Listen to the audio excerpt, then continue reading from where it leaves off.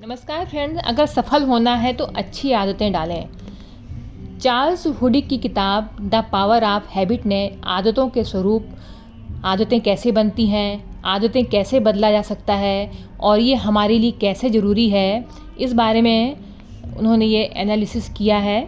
तो आप सुने।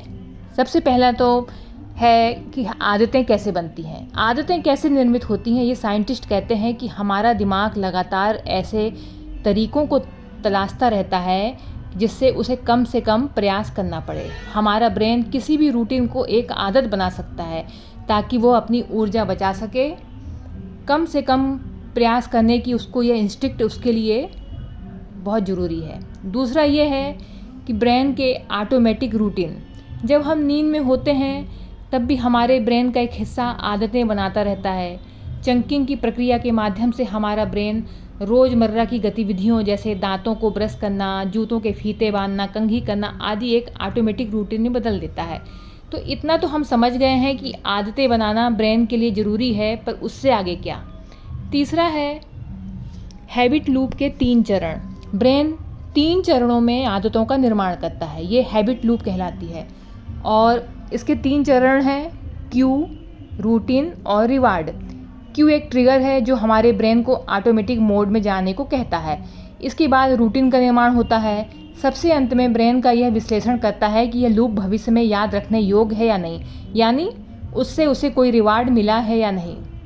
चौथा है अच्छी आदतें कैसे बनाएं। अच्छी आदतें बनाने के 2 स्टेप्स हैं।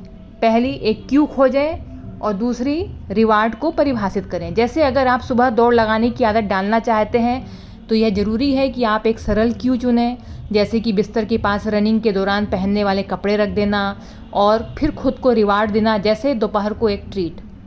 5वां है कि आदत कैसे बदलें।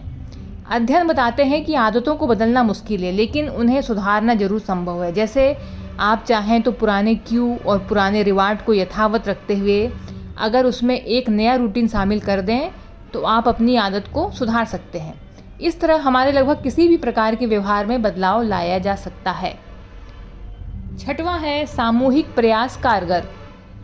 सबसे पहले तो ये भरोसा रखना ज़रूरी है कि आप आदतें बदल सकते हैं।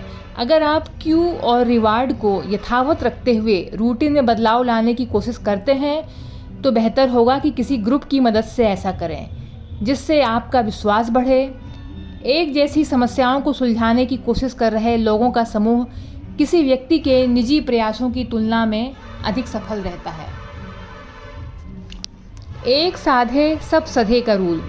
कुछ आदतें चेन रिएक्शन में सक्षम होती हैं और अगर आपने उन्हें बदल दिया तो वे दूसरी आदतों को ही बदल सकती हैं। ये की स्टोन हैबिट्स कहलाती हैं। ये लोगों के व्यवहार पर सबसे गहरा असर डालती हैं। इन्हें पहचान कर बदल लिया तो आपको बहुत सारी आदतों की चिंता नहीं करनी होगी। तो फ्रेंड्स, चार्ल्स डुहिक कहते हैं कि यदि सफल होना है तो अच्छी आदतें डालें। फ्रेंड्स, वीडियो अच्छा लगे तो लाइक कर दीजिएगा, शेयर भी कर दीजिएगा। चैनल में पहली बार आए हैं तो सब्सक्राइब भी कर दीजिएगा और कमेंट्स भी करिएगा। धन्यवाद।